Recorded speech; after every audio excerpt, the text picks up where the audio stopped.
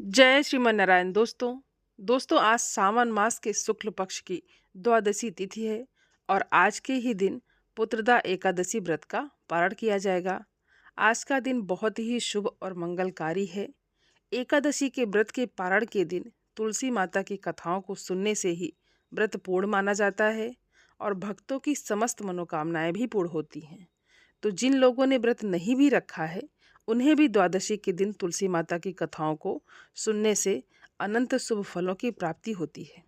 तो आइए श्री हरि विष्णु और माँ लक्ष्मी का ध्यान करते हुए कथा को प्रारंभ करते हैं। तुलसी माता को हरिप्रिया भी कहा जाता है। जितना भगवान श्री हरि विष्णु सोने चांदी हीरे मोती से प्रसन्न नहीं होते, उतना सिर्फ तुलसी दल से प्रसन्न हो जाते हैं और सच्ची श्रद्धा भाव से तुलसी दल भगवान श्री विष्णु को अर्पित करने से मनुष्य के सभी संकट कट जाते हैं और मनोकामनाओं की भी पूर्ति होती है। एकादशी के दिन तुलसी जी में कभी भी जल नहीं चढ़ाना चाहिए, क्योंकि तुलसी महारानी स्वयं एकादशी का निर्जल व्रत रखती हैं। लेकिन द्वादशी के दिन व्रत के पारण के समय तुलसी माता को जल अवश्य चढ़ाना चाहिए और पूरे विधि विधान से पूजा पाठ करके उनकी कथाओं को सुनकर ही अपना व्रत खोलना चाहिए। एक बुढ़िया माई तुलसी जी को रोज सींचती थी और कहती थी कि हे तुलसी माता, सत्य की दाता, मैं तेरा बिरला सींचती हूँ, तुम मुझे बहू दे, पीतांबर की धोती दे, मीठा मीठा घास दे, वैकुंठ में वास दे, चटक की चाल दे, पटक की मौत दे, चंदन का काट दे, रानी सा राज दे, दाल भात का भोजन दे, ग्यारस की मौत दे और कृष्ण जी का कांधा दे। तब तुलसी माता ये सुनकर सूखने लगी। तब भगवान श्री कृष्ण ने तुलसी माता से पूछा, अरे तुलसी, तुम क्यों सूख रही हो? पूरा संसार तुम्हें सींचता है, फिर भी तुम सूखे जा रही हो। तब तुलसी माता ने कहा, हे प्रभु, मैं मेरी मन की आपसे क्या ही बताऊं। तब भगवान श्री कृष्ण बोले कि हे तुलसी, तुम मुझसे नहीं कहोगी तो किससे कहोगी? तब तुलसी माता ने प्रभु हरि से कहा कि एक बुढ़िया रोज आती है और मुझसे तरह तरह का वरदान मांगती है। प्रभु, मैं सब बात तो पूरा कर दूंगी, लेकिन कृष्ण का कांधा कहाँ से लाऊंगी?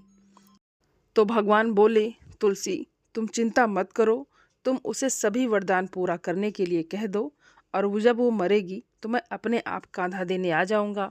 तुम बुढ़िया माई से कह देना। और जब बुढ़िया माई मर गई तो सब लोग आ गए, सब माई को ले जाने लगे, लेकिन बुढ़िया माई तो हिले ही नहीं, कोई उसे उठा ही नहीं पा रहा था।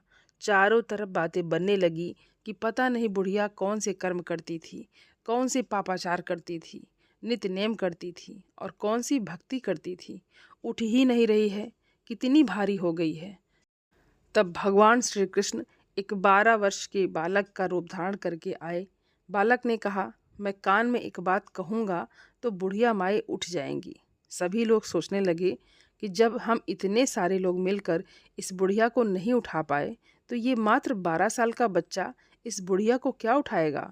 लेकिन उन्होंने कहा, तुम भी अपना प्रयास करके देख लो। बालक ने बुढ़िया के कान में कहा, बुढ़िया माई, मन की निकाल ले, पीतांबर की धोती ले, मीठा मीठा घास ले, वैकुंठ का वास ले, चटक की चाल ले, पटक की मौत ले, कृष्ण जी का कांधा ले। और ये सुनकर बुढ़िया माई हल्की हो गई। भगवान श्री कृष्ण ने कांधा दिया और बुढ़िया माई को मुक्ति मिल गई। हे तुलसी माता, जैसे बुढ़िया माई को मुक्ति दी वैसे ही सबको देना। दोस्तों, आइए अब सुनते हैं तुलसी माता की एक बहुत ही दुर्लभ कथा। शिव पुराण के अनुसार पौराणिक समय में दैत्यों का राजा दंभ हुआ करता था। वो बहुत बड़ा विष्णु भक्त था। कई सालों तक उसके यहाँ संतान नहीं होने के कारण उसने शुक्राचार्य को अपना गुरु बनाकर उनसे श्री कृष्ण मंत्र प्राप्त किया और ये मंत्र प्राप्त करके उसने पुष्कर सरोवर में घोर तपस्या की। भगवान विष्णु उसकी तपस्या से प्रसन्न हुए और उसे संतान प्राप्ति का वरदान दे दिया। भगवान विष्णु के वरदान से राजा दंभ के यहाँ एक पुत्र ने जन्म लिया और इस पुत्र का नाम शंखचूड़ रखा गया। बड़ा होकर शंखचूड़ ने ब्रह्मा जी को प्रसन्न करने के लिए पुष्कर में घोर तपस्या की। तपस्या से प्रसन्न होकर ब्रह्मा जी ने उसे वरदान मांगने को कहा। तब शंखचूड़ ने वरदान मांगा कि वो हमेशा अजर अमर रहे, कोई भी देवता उसे नहीं मार पाए। ब्रह्मा जी ने उसे ये वरदान दे दिया और कहा कि वो बद्री वन जाकर धर्मध्वज की पुत्री तुलसी जो तपस्या कर रही है उससे विवाह कर ले। शंखचूड़ ने वैसा ही किया और तुलसी के साथ विवाह के बाद सुखपूर्वक रहने लगा। उसने अपने बल से देवताओं, असुरों, दानवों, राक्षसों, गणधर्मों, नागों, किन्नरों, मनुष्यों तथा त्रिलोकी के सभी प्राणियों पर विजय प्राप्त कर ली और वो भगवान श्री कृष्ण का परम भक्त भी था। शंखचूड़ के अत्याचारों से सभी देवता परेशान होकर ब्रह्मा जी के पास गए और ब्रह्मा जी उन्हें भगवान विष्णु के पास ले गए।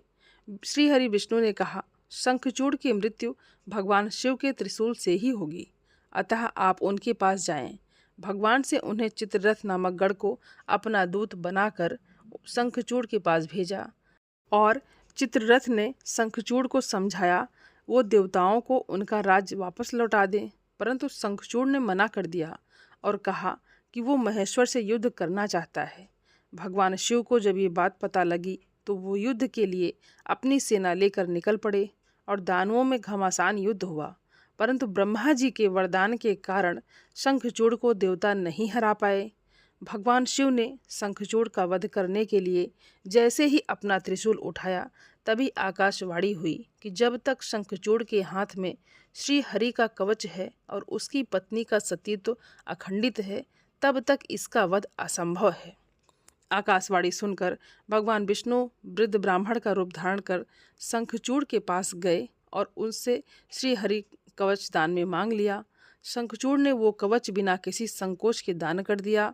शंखचूड़ का रूप बनाकर तुलसी के पास गए शंखचूड़ रूपी भगवान विष्णु ने तुलसी के महल के द्वार पर जाकर अपने विजय होने की सूचना दी और ये सुनकर तुलसी बहुत प्रसन्न हुई और पति रूप में आए भगवान का पूजन किया और ऐसा करते ही तुलसी का सतीत्व तो खंडित हो गया और भगवान शिव ने युद्ध में अपने त्रिशूल से शंखचूड़ का वध कर दिया। तब तुलसी को जब ये बात पता चला कि वो उनके पति नहीं हैं बल्कि वो तो भगवान श्री हरि विष्णु हैं, तो क्रोध में आकर तुलसी जी ने कहा कि आपने छलपूर्वक मेरा धर्म नष्ट किया है और मेरे पति को मार डाला, अतः मैं आपको श्राप देती हूँ कि आप पाषाण होकर धरती पर रहें।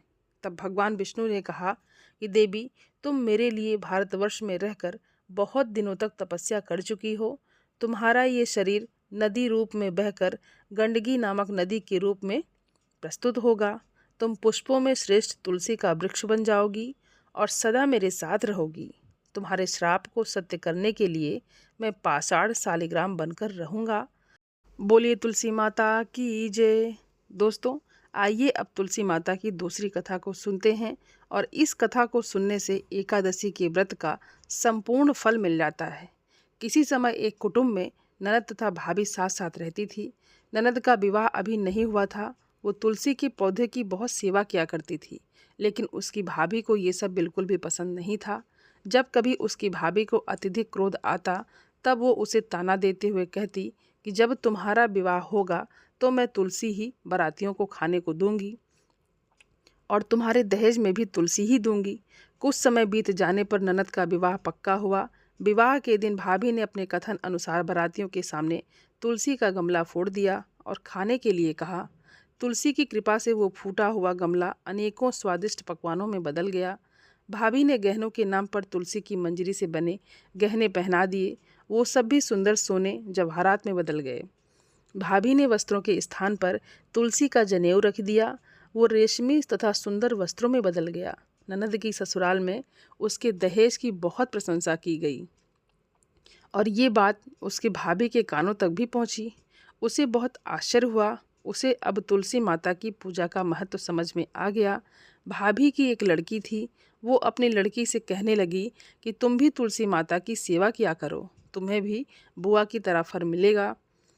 तो वो ज़बरदस्ती अपनी लड़की से सेवा करने को कहती, लेकिन लड़की का मन तुलसी सेवा में बिल्कुल भी नहीं लगता था।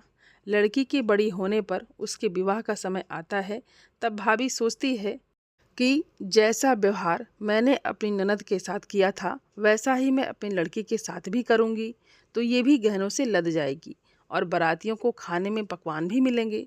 ससुराल में इसे भी बहुत इज्जत मिलेगी।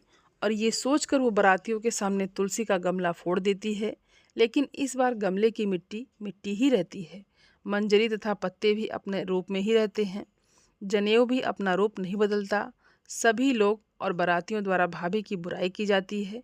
लड़की के ससुराल वाले भी लड़की की बहुत बुराई करते हैं। भाभी कभी ननद को नहीं बुलाती थी। भाई ने सोचा कि मैं बहन से मिलकर आता हूँ, तो उसने अपनी पत्नी से कहा और कुछ उपहार बहन के पास ले जाने की बात कही। तो भाभी ने थैले में ज्वार भरकर कहा कि कुछ नहीं है, तुम यही ले जाओ। वो दुखी मन से बहन के पास चला गया।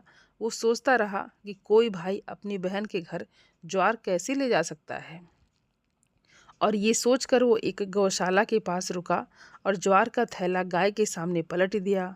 तभी गाय पालने वाले ने कहा, आप गाय के सामने हीरे मोती तथा सोना क्यों डाल रहे हो? भाई ने सारी बात उसे बताई और धन लेकर खुशी से अपनी बहन के घर चल दिया।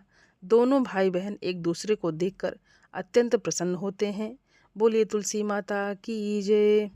दोस्तों, उम्मीद करती हूँ ये वीडियो आप सभी लोगों को बहुत अच्छी लगी होगी, और आप सभी सनातनी भाई बहनों से मेरा विनम्र निवेदन है, मेरे चैनल को सब्सक्राइब ज़रूर कर लें और वीडियो को लाइक और अपने फैमिली फ्रेंड के साथ शेयर ज़रूर करें। आप सभी को हर हर महादेव। धन्यवाद दोस्तों।